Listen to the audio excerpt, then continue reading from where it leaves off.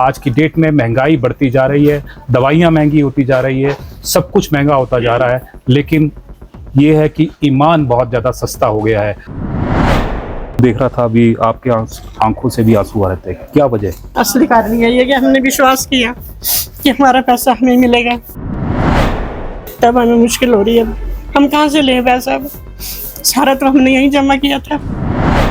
यहाँ के सबसे रईस लोगों में शुमार थे यहाँ पर, जिनकी ये शॉप बंद है और जो आज सलाखों के पीछे है। लेकिन ये आज शॉप पे तो नहीं है, लेकिन सामने पुतलों पर इनका जो चेहरा है वो यहाँ पर साफ देखा जा रहा है। ये जो बुजुर्ग महिला आप देख रहे हैं, आंखों में इतने आंसू इन्होंने उनके आ रहे हैं, और मैं दिखाना चाहूँगा कि लगातार ये आंसू है, रुक नहीं रहे। और इससे ज़्यादा आंसू तो घर में जाकर निकलते होंगे, क्योंकि सबके सामने इस एज में आकर आंख से आंसू आना एक बहुत बड़ी बात है। सर हम यही कहेंगे कि सर जल्दी से जल्दी इनकी पर कार्रवाई हो और हमारा पैसा मिले सर। हैरानी की बात तो ये है कि सर प्रशासन हमें पूछ नहीं रहा सर। आज 16-17 दिन हो गए सर। जब वोट मांगा सर तो घर घर आए तो उन्होंने हमें आशा दिलाया कि हम आपके साथ हैं, तो आज सर प्रशासन एक भी हमें पूछने नहीं आ रहा। इस वक्त हम सबाथू में हैं और सबाथू में सबसे बड़ा घोटाला एक निकलकर सामने आया है, जो सबाथू में इतिहास बनता हुआ यहाँ पर नजर आ रहा है। और मैं सबसे पहले तो यही दिखाना चाहूँगा कि इस वक्त सबाथू बाज़ार में है, और सबाथू बाज़ार के साथ में एक संस्थान आप ये देख रहे हैं जो यहाँ पर बंद पड़ा है, और इसी के साथ में एक सोसाइटी यहाँ पर चला करती है। और उसी सोसाइटी के जो सदस्य हैं आज यहाँ पर सड़कों पर बैठे हुए हैं, और सभी के हाथ में तख्तियाँ हैं, और वो कुछ यहाँ पर दिखाना चाहते हैं और कुछ दर्शाना चाहते हैं और कुछ मांग कर रहे हैं प्रशासन से, और साथ में सरकार से भी मांग कर रहे हैं। ये नहीं है कि इनकी सुनवाई नहीं हो रही है, पुलिस इनकी सुनवाई भी कर रहा है और उसमें कुछ गिरफ्तारियां भी हो चुकी हैं, लेकिन साथ में यहाँ पर एक बड़ा यक्ष प्रश्न है वो सामने निकल कर आ रहा है। यहाँ पर जितनी भी महिलाएं बैठी हुई हैं, जितने भी लोग बैठे हुए हैं, उन्होंने अपने जीवन की कमाई यहाँ सहकारी सभा में लगा दी है, और ये कोई लाख की बात नहीं है, करीबन 18 करोड़ रुपए की बात है। और 18 करोड़ रुपए का सबसे बड़ा जो गफलत है वो यहाँ पर हुई है। और साथ में ये है कि जो संस्थान मैंने आपको दिखाया है, इस संस्थान के कुछ लोग हैं वो इस वक्त सलाखों के पीछे है, जो ये यहाँ पर संस्थान बंद पड़ा है। और ये संस्थान क्यों बंद पड़ा है और इनसे क्या संबंध है, ये मैं आपको बताना चाहूँगा कि यहाँ पर कोऑपरेटिव सोसाइटी है, वो चला करती थी, सहकारी सभा जिसे बोलते हैं। और उस सहकारी सभा के ये जो पहले हैं चेयरमैन सुशील गर्ग है, वो रह चुके हैं। और जो चेयरमैन थे उन्होंने अपने चेयरमैनशिप में जब वो रहे तो काफ़ी ज़्यादा घपले वहाँ पर किए हैं। क्या घपले किए हैं, यहाँ से जो वर्तमान में जो अध्यक्ष हैं उनसे पूछते हैं। संदीप जी क्या कहेंगे? जो पहला घपला ही सामने निकल कर आ रहा है कि ARCS की जो लिमिट थी वो 8 लाख रुपए थी लोन देने की। इन्होंने 8 करोड़ 4 करोड़ 4.5 करोड़ रुपए की जो धनराशि बांटी है विदाउट एनी कोलेटरल सिक्योरिटी, ना उसमें कोई गारंटर है ना सिक्योरिटी है। और जब 8 लाख रुपए की लिमिट है, आप 8 करोड़ का लोन दिखाकर उसको बांट रहे हो, तो वही सबसे बड़ा गबन है। और अपने ही पुत्र के उन्होंने पैरेलली 3 लोन अकाउंट चलाए हुए थे। मुझे समझ नहीं आता कि कभी किसी संस्थान में ऐसा हुआ होगा कि बिना एक लोन को वापस किए उसका एक अन्य लोन, फिर एक अन्य लोन अकाउंट बनाकर उनको पैरेलली पैसे को दिया जा रहा है। तो इससे बड़ा घपला और क्या सामने होगा। और हर साल मतलब तकरीबन 10 या 15 सालों से ऑडिट में हेर फेर करके ये 5 लाख रुपए का प्रतिवर्ष प्रॉफिट दिखाते थे। तो जब हम निदेशक मंडल वहाँ पर बैठा तो हमने देखा कि सोसाइटी में 18 करोड़ रुपए गायब है। तो हमने डिपार्टमेंटल ऑडिट करवाया, जो कि हर साल ये CA से ऑडिट करवाते थे। तो 3 महीने पूरे लगे, 3 ऑडिटर्स आए, उन्होंने पूरा ऑडिट किया और उसके बाद निकल कर आए कि हम तो 4 करोड़ 71 लाख रुपए के घाटे में हैं। तो पूर्व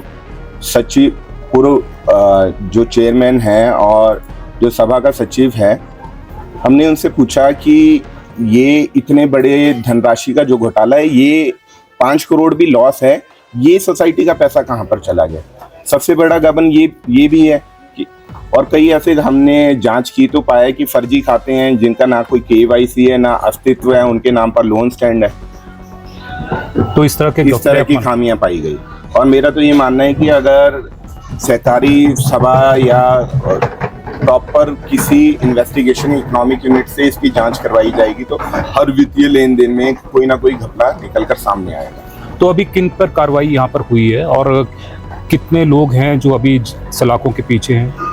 जो सबसे पहली गिरफ्तारी हुई थी वो सभा का सेक्रेटरी कम मैनेजर जो कस्टोडियन होता है उसकी हुई, अमर कश्यप की। और उसके बाद गिरफ्तारी हुई मनन गर्ग जिसके पास 8 करोड़ थे सोसाइटी के, जो पूर्व चेयरमैन का पुत्र था। उसके बाद गिरफ्तारी हुई सुशील गर्ग की जो पूर्व चेयरमैन थे। तो अभी क्या मांग कर रहे हैं आप? यानी कि अगर बात करें उनकी गिरफ्तारी हो गई है, पुलिस अपना काम कर रही है, फिर ये ऐसे क्यों बैठे हुए हैं? उनकी गिरफ्तारी है और भी लोग जो इसमें संलिप्त है, चाहे जिन्होंने भी अपना काम ढंग से नहीं किया, चाहे CA हो या फिर जांच ऑफिसर, ऑडिट ऑफिसर, जो भी थे। इतने क्योंकि ये चोरी 1 साल में तो हुई नहीं है, पिछले 10 या 15 सालों से चली आ रही थी। तो पूरी तरह से एक जांच, निष्पक्ष जांच हो और जो भी लोग इसमें इन्वॉल्व हैं उनको बख्शा न जाए। जैसे करीबन ये है कि आपका जो अनशन है 8-9 दिन हो गए, 17 दिन से आप कर रहे हैं सर। 17 दिन में 3 गिरफ्तारियां भी हो चुकी है। अभी आप मांग क्या कर रहे हैं?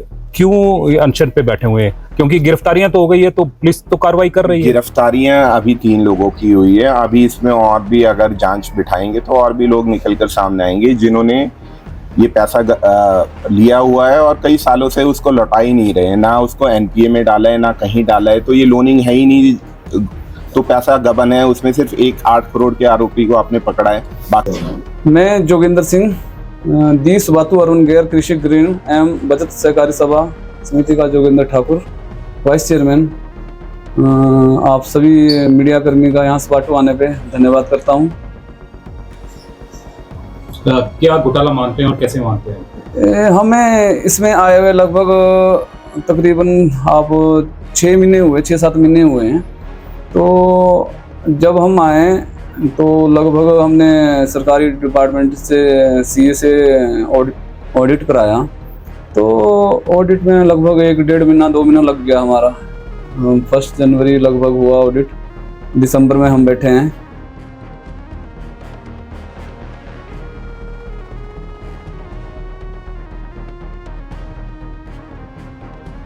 लाख का जो है घाटा सोसाइटी को पाया गया। और ये गिरीश नड्डा जी जो इसके ARCS सोलन, उन्होंने हमें जो जितने भी सरकारी ऑडिटर है वो उपलब्ध कराए। इसमें एक भक्ति प्रकाश जी और 3 CA बैठे थे, तो उन्हें 2 महीने लगभग इसमें ऑडिट में लग गए।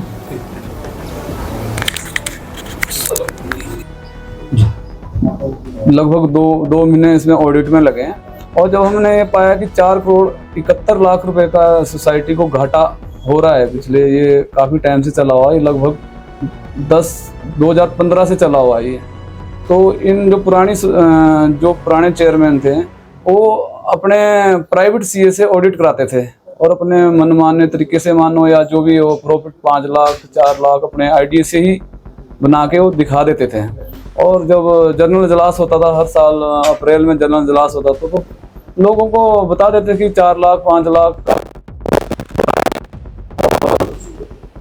तो इस तरह ही चलता रहा। और जब हम आए इसमें तो हमने खामियां पाई। तो हमने लगभग अभी 15 दिन पहले हमने FIR कराई SP सोलन जाके। तो उस पर कार्रवाई बहुत अच्छी हो रही है। इसमें पुलिस प्रशासन बहुत अच्छे से काम कर रहा है और लगभग इसमें 2-3 आदमी की गिरफ्तारी भी हो चुकी है। हमारे पुराने चेयरमैन सुशील गर्ग जी और उनके सुपुत्र मनन गर्ग जी, और हमारे जो अमर कश्यप जी जो हमारे पुराने इसमें हमारे पास मैनेजर साहब थे, उनकी भी गिरफ्तारी हो चुकी है। तो पुलिस प्रशासन बहुत अच्छे से काम कर रहा है। तो इसमें हमें घोटाला कैसे मानते हैं कि घोटाला इसलिए मानते हैं कि इसको इन्होंने जो लोनिंग नहीं बोलेंगे इसको, जो इसमें सोसाइटी में होता है, इसमें हमारे बायलॉज के अनुसार सोसाइटियों में 8 लाख से ज़्यादा हम किसी को मतलब किसी की हेल्प किसी काम करने के लिए पैसा नहीं दे सकते हैं। तो इन्होंने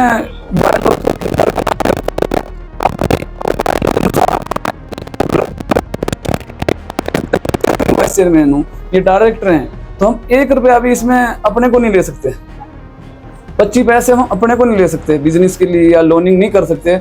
जितने भी इसमें जितनी 434 सोसाइटी हैं तो बाय लॉज अनुसार हम अपने को 1 रुपया नहीं ले सकते। तो पुराने चेयरमैन जी ने अपने को ही कई लाखों की कई टाइम से कोई पूछने वाला नहीं था, काफ़ी टाइम से कई लोनिंग चला रखी अपने लिए, और अपने सपुत्र को ही उन्होंने 4 करोड़ दे दिया। फिर एक लोन खड़ा होने के बाद दूसरा लोन नया सिरे स्टार्ट कर दिया, 4 करोड़ उसमें दे दिया, लगभग 8 करोड़ रुपया अपने ही पुत्र को दे दिया। और फिर अपने ही हम डायरेक्टर हैं, चेयरमैन हैं, तो अपने आप को तो छोड़ो, अपने ब्लड में भी नहीं दे सकते हम किसी को 1 रुपया। तो उन्होंने सब कुछ अपने भतीजे को, अपने भतीजे की वाइफ को, अपने जो बिजनेस पार्टनर है उनको लोनिंग अपने ही 5-7 आदमियों में अपने ही परिवार में लोनिंग कर दी है। हम इसलिए इसको ये मानते हैं कि ये घोटाला है और ये गबन है, और इसमें पुलिस प्रशासन ने 40409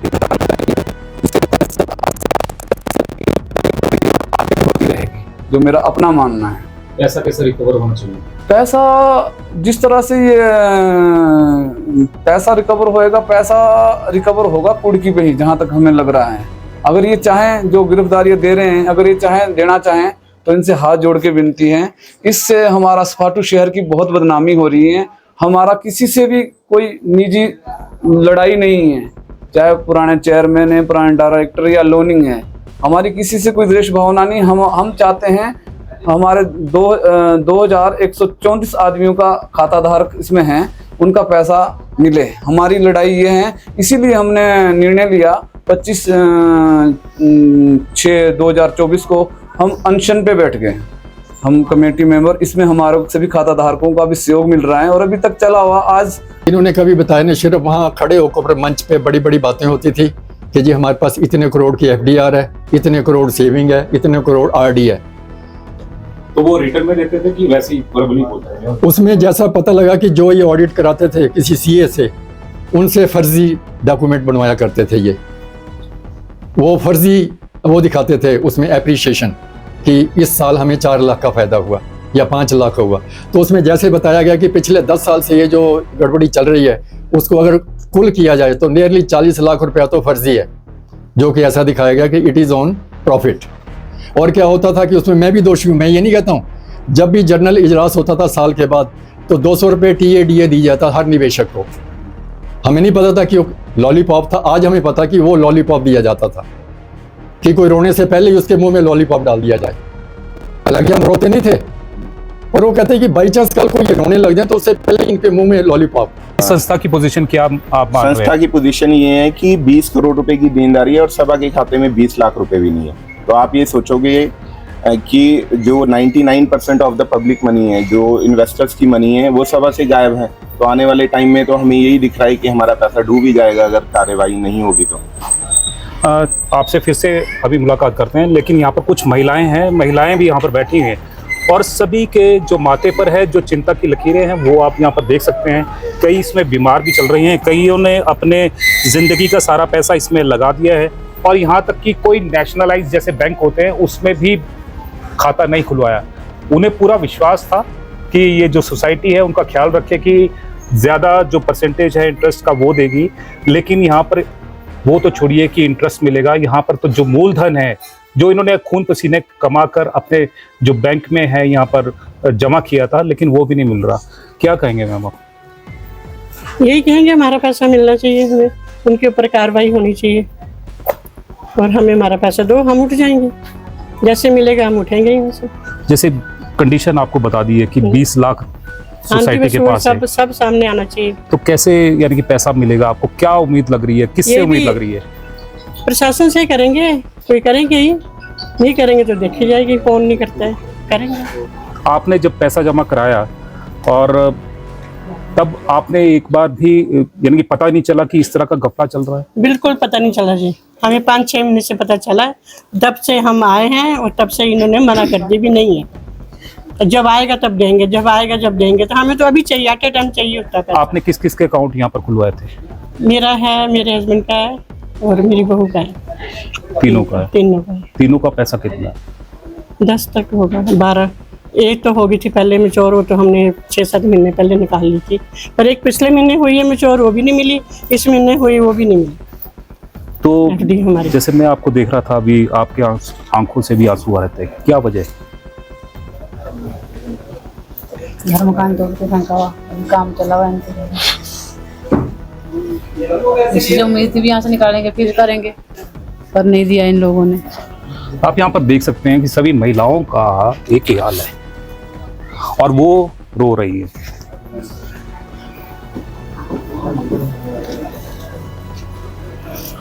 आप देखिए, सबका एक ही हाल आपको यहाँ पर दिखने को मिलेगा और ये आंसू पश्चाताप के हो सकते हैं या फिर ये पछतावे के हो सकते हैं कि हमने विश्वास क्यों किया। और क्या मानेंगे आप? यही सी बात है, हमने विश्वास क्यों किया, यही कारण है, असली कारण यही है कि हमने विश्वास किया कि हमारा पैसा हमें मिलेगा। तो आपको उम्मीद है कि सरकार दिलाएगी? उम्मीद तो करते हैं, आगे पता नहीं, अब उम्मीद तो करते हैं कि करेंगे कुछ ना कुछ वो। जैसे सुनेंगे। अभी आपको कितने पैसे की जरूरत थी? हमें तो काफ़ी पैसे के, मकान तोड़ा हमने पुराना, मियाँ डाल रहे थे वहाँ पर, तो उसी वक्त हल्ला पड़ा भी नहीं है पैसे, तब हमें मुश्किल हो रही है। हम कहाँ से लें पैसा, अब सारा तो हमने यहीं जमा किया था। तो आप यहाँ पर देख सकते हैं कि जो महिलाओं की कंडीशन है बहुत ज़्यादा ख़राब है और ख़राब ये है कि सभी का दिल कचोट रहा है कि जो पैसा हमने जमा किया था वो ऐसे रेवड़ियों की तरह दूसरों को बांट दिया गया, अपने रिश्तेदारों में बांट दिया गया। और यही बात है कि अगर वो रिश्तेदारों में ना बांटा होता, नीडी लोगों को बांटा होता तो अलग बात थी। लेकिन यहाँ पर जहाँ 8 लाख रुपए की जो लिमिट है उसको भी क्रॉस कर दिया और करीबन 4 से 5 करोड़ रुपए अपने लोगों में, अपने रिश्तेदारों में बांट दिया। यही वजह है कि आज वो सलाखों के पीछे है। लेकिन वो सब अंदर होने चाहिए, जिन जिनको पैसा दिया गया वो सब अंदर होने चाहिए। सर जब वो हम सबसे लोग पैसा लोन लेने लेते जाते हैं तो उनको तो 25,000 से ज्यादा मना करते हैं, 25,000 से ज्यादा नहीं, हमारे को अलाउड नहीं है, नहीं मिलेगा इतना पैसा। तो उन्होंने अपने रिश्तेदारों को कैसे दे दिया, करोड़ों में दिया, फिर दूसरे का पैसा दिया ना उन्होंने, ये तो गलत बात है। एक महिला और है, उनकी भी सेम कंडीशन है। आपसे ही पूछूंगा मैं, आपने कितना पैसा जमा किया? सर मेरा तो वैसे पहले तो 4-5 लाख था सर, फिर मेरे कोई मतलब रिश्तेदार के कारण मैंने वो पैसा तो मैंने थोड़ा सा निकाल लिया सर मैंने, अब मेरा तो थोड़ा सा रह गया सर। तो हमने इनसे काफ़ी बोला कि हमें इंटरेस्ट भी नहीं चाहिए, हमें अपना पैसा वो वापस लौटा दो। और इन्होंने बोला कि जब तक आपका FD पूरा नहीं होगा, जब तक आपका RD पूरा नहीं होगा, फिक्स जो किया हुआ वो नहीं मिलेगा। इन्होंने हमेशा लटकाए हुए रखा था सर। फिर हमने इनको ऐसा किया कि हमने किसी के द्वारा उनका लोन हमने उधर चुका दिया मेरे खाते से, और उन्होंने बिना इंटरेस्ट दिए मेरे को थोड़ा सा पैसे वापस किया। एक चीज़ मैं और दिखाना चाहूँगा कि यहाँ के सबसे रईस लोगों में शुमार थे यहाँ पर, जिनकी ये शॉप बंद है और जो आज सलाखों के पीछे है। लेकिन ये आज शॉप पे तो नहीं है, लेकिन सामने पुतलों पर इनका जो चेहरा है वो यहाँ पर साफ देखा जा रहा है और सभी के दिलों में रोष है और सारे जो सबाथू वासी हैं वो भी बहुत ज़्यादा दुखी हैं। और एक महिला और दुखी यहाँ पर है क्योंकि वो खुद कैंसर पीड़ित हैं और वो हमारे साथ में है यहाँ पर, उनसे भी बात करते हैं। आपसे जानना चाहेंगे, जैसे आपके भी आंखों में आंसू आ रहे हैं, क्या वजह मान रहे हैं आप? क्या वजह मानना, पैसा डूब गया, पैसा नहीं दे रहे, इतना बीमारी है, इलाज करने के लिए भी पैसे चाहिए होते हैं, पैसा नहीं मिल रहा है। तो इलाज के लिए भी पैसा नहीं है? हाँ जी। घर में कौन कौन है? घर में बहू बेटा भी है, आदमी भी है। क्या करते हैं वो? कुछ भी नहीं करते, वो दोनों रिटायरमेंट हो गए ना, अब तो सिर्फ रिटायरमेंट। आर्मी से रिटायर? अच्छा। अब तो कुछ भी नहीं। तो यानी कि अभी आपने कितना पैसा लगाया हुआ था? वो हमारा मतलब सबको मिला के ना वही 15-20 लाख तो है। 15-20 लाख? हाँ जी। तो यानी कि जो सेना से मिला पैसा, रिटायरमेंट से मिला, वो सारा पैसा आपने यहीं पर लगा दिया? इधर लगा दिया, एक एक पैसा जोड़ जोड़ के भी, है ना, थोड़ा कुछ थोड़ा बच जाता है महीना पर, तब भी इधर ही जमा करते। विश्वास था, अभी इतना बड़ा विश्वासघात करे। तो जो आपने पैसा और दूसरे बैंक में क्यों नहीं लगाया, यहाँ क्यों लगाया? वही ना, अब यहाँ थोड़ा विश्वास दिलाते भी थे, है ना, अब सोचा चलो यहीं रखने, ऐसे है ना। फिर बातचीत में अच्छे थे? बातचीत में अच्छे थे। और रात को भी दोपहर को भी पैसा दुकान से चलो, मतलब हिसाब किताब ही सही, देने को लेने को ऐसा करते थे, विश्वास था तभी। पर जो ये बोल रहे हैं, ये तो बोल रहे हैं कि हमने तो लोन लिया नहीं, तो लोन तो लोगों ने लिया। इन्होंने हाँ, इन्होंने तो लोन लिया नहीं लिया होगा, अभी तो निकल रहा है, तो क्यों नहीं ले रहे? उसका बेटे का 8 करोड़ को बता रहे लोन, और लोगों को दे रहे 2-2 करोड़। ये इसका ही तो 2 करोड़ से ऊपर है बोल रहे। वो उधर से का वो भी 2 करोड़ से बोल रहे हैं हमें। तो आप क्या मांग करते हैं? अब मांग क्या करना, हमारा पैसा जो है मिल जाए, है ना, जिसका इलाज, जैसे मेरे जैसे दुखी को मिला इलाज भी हो जाए, है ना। किसी के पास कुछ चीज का राशन पानी का भी कमी होगा, है ना, सब कितने दुखी लोग होंगे, सबको पैसा मिल जाए। तो अगर नहीं देते फिर क्या होगा? नहीं देते तो वही तो आप लोग से, सरकार से गुजारिश करेंगे, है ना। कि तो घर में पति क्या बोल रहे हैं? पति क्या बोलना, वो भी बुजुर्ग है, पेशेंट है, वो भी चल नहीं पाते, तभी तो नहीं आया। अच्छा, वो भी पेशेंट है? पेशेंट है, इसीलिए तो नहीं आया। उनको क्या हुआ है? उनको भी यही है, नस का, हड्डी का। और बेटा भी फिर पहला तो ठीक ही था, अभी फिर उसका भी आंख का प्रॉब्लम है। अच्छा, घर में सारे बीमार हैं? हाँ जी, आंख नहीं देखता। और पैसा बिल्कुल भी नहीं है, इसीलिए आप यहाँ पर बैठे हैं? हाँ जी। कब तक बैठे रहेंगे? जब तक नहीं मिलता तब तक तो बैठना ही पड़ेगा। तो आप यहाँ पर देख सकते हैं कि कितना, यानी कि दिल को हिला देने वाली घटना है ये सामने।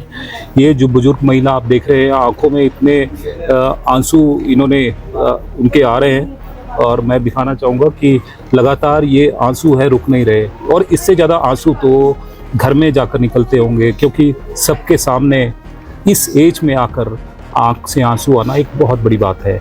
और चिंता यही है कि खुद भी बीमार है, घर में सारे बीमार हैं, और पैसा ख़त्म है। पैसा मांगने के लिए सोसाइटी में आ रहे हैं, और सोसाइटी में बड़ा गबन हो गया है। और गबन ऐसा हुआ है कि 18 करोड़ का, और सोसाइटी में करीबन 20 लाख ही यहाँ पर मौजूद है।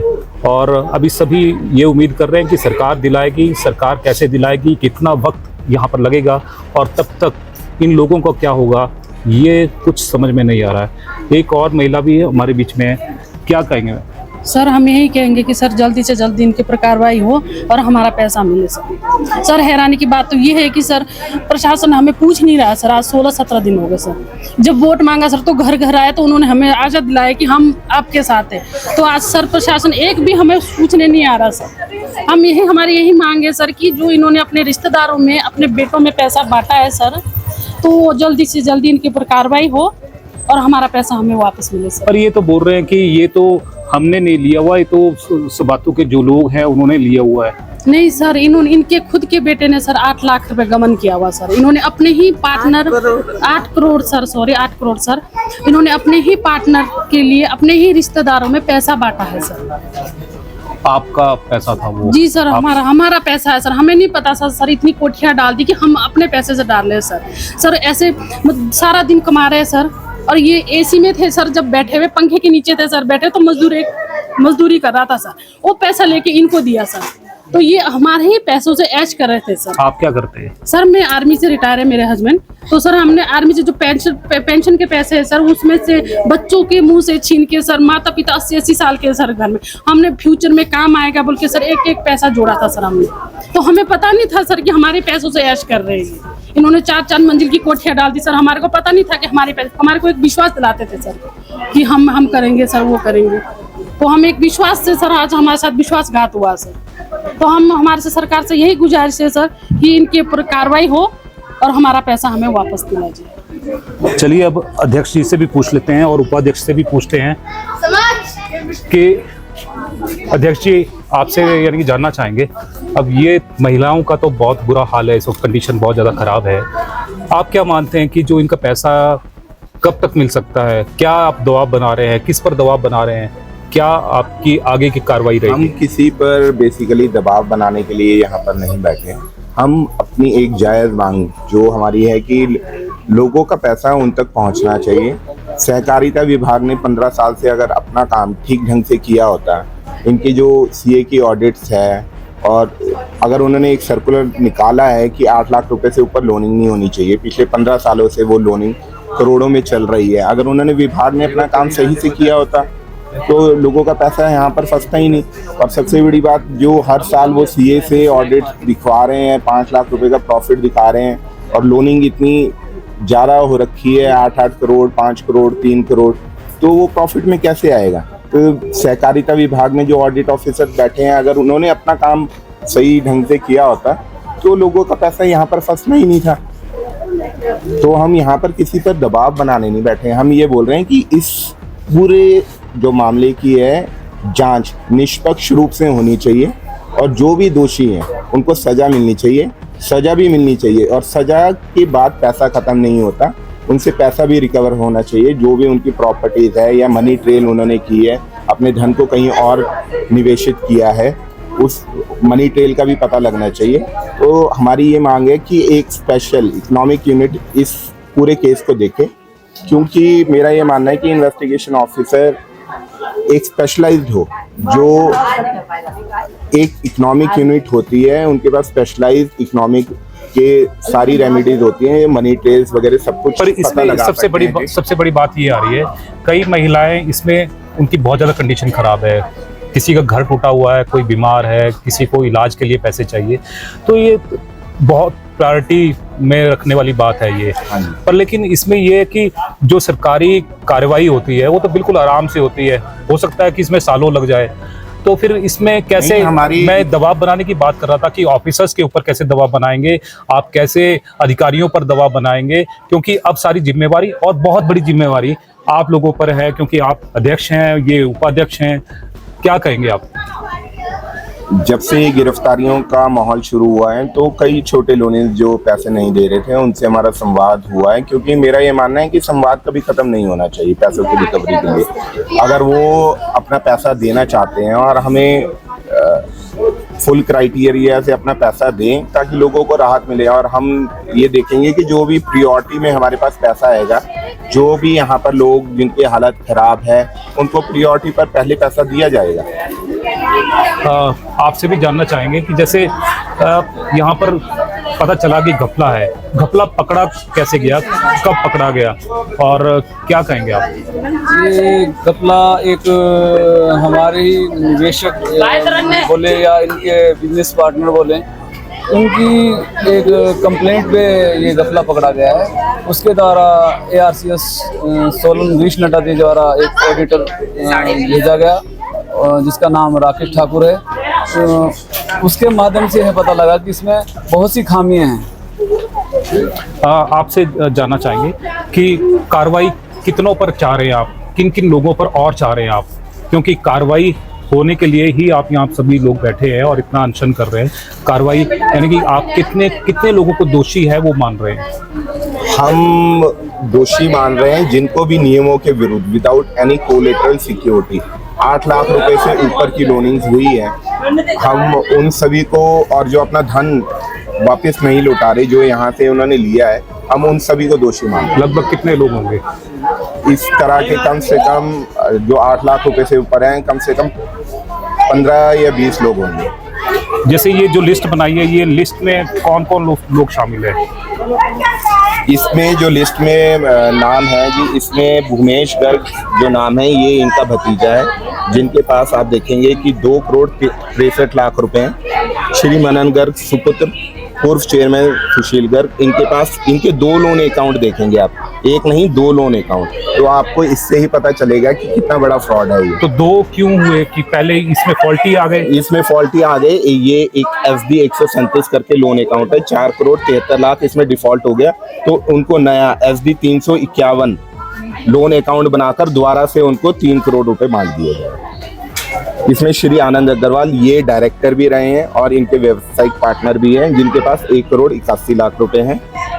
श्रीमती सोनू गर्ग, ये भूमेश गर्ग जी की वाइफ है और ये भूमेश गर्ग पूर्व चेयरमैन सुशील गर्ग का भतीजा है, जिनके पास 77 लाख रुपए हैं। सुशील गर्ग जी के अपने पास 41 लाख रुपए हैं। मनन गर्ग का आप देख रहे हो लोन अकाउंट है। ये हर्ष अग्रवाल जी हैं, इनके पास तकरीबन 19 लाख रुपए हैं। कमल सिंगला, इनके पास तकरीबन 31 लाख रुपए हैं। ये हर्ष अग्रवाल जी के छोटे भाई हैं। ये जो मैं बोल रहा था कि खाता जिसकी ना कोई KYC है और जो लेन देन हुआ है इनके परिवार द्वारा ही किया गया है, ये आशीष कुमार, इसके पास 5,61,000 रुपए है। बलदेव शर्मा, ये इनका सुशील गर्ग जी का व्यवसायिक पार्टनर था और इसके पास 3 करोड़ 12 लाख रुपए की राशि है। तो इन सब राशियों का आप मिलान करोगे तो ये 17 करोड़ के आसपास बैठेगी। तो इन 10 लोगों के पास 17 करोड़ रुपए है हमारा।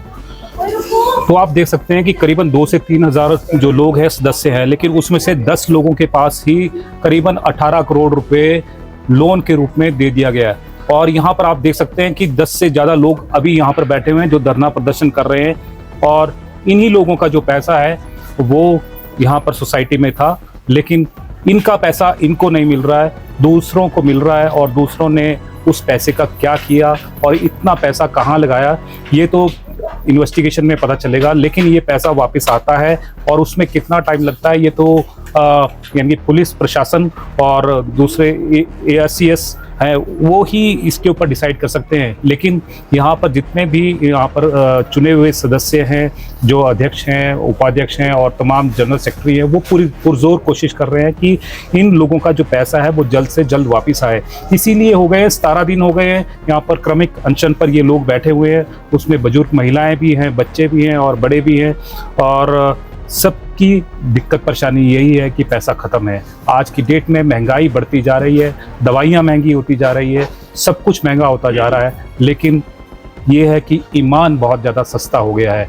और यही वजह है कि इतना बड़ा घपला है। सबाथू का इतिहास ये इस जो घपले ने है वो बना दिया है। अब देखना यही है कि इसके ऊपर कितनी जल्दी कार्रवाई होती है और कब इन लोगों का पैसा मिलता है। जैसे ही कोई नई अपडेट होगी हम आप तक पहुंचाने का प्रयास करेंगे। तब तक जय हिंद, जय भारत, जय हिमाचल।